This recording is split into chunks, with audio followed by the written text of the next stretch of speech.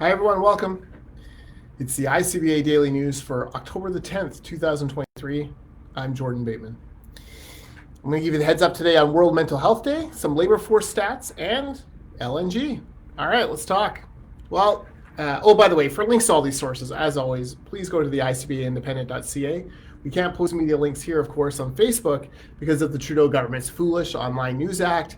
Still a law, still flawed. All right. Today is World Mental Health Day with the theme, Mental Health is a Universal Right.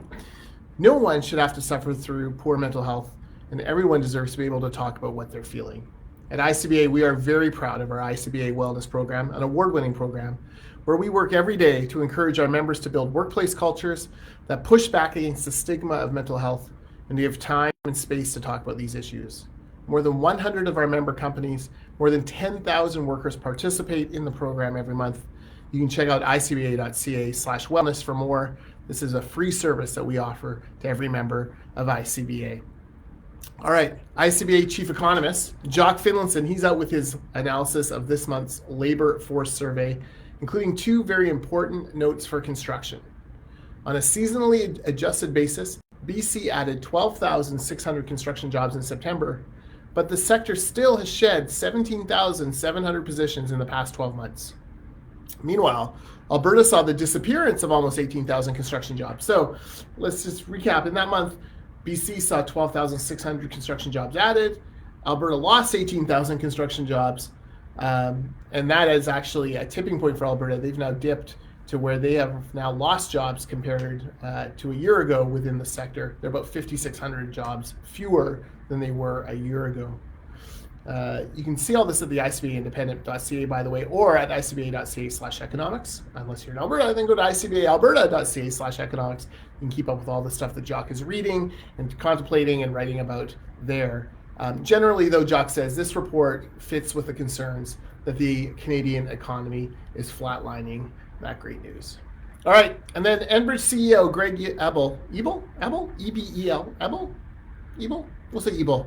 He wrote in the Financial Post over the weekend that Canadian liquefied natural gas can help fight climate change if we're willing to invest in it, noting that moving over the 40% of the world's power grid that runs on coal, moving that to LNG would have a massive impact on global emissions, far more than we could ever have by reducing emissions in Canada, which only generates less than 1.5% of global emissions.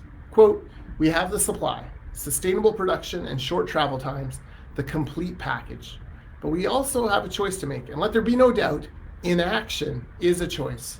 Indifference is a choice. So what must be done?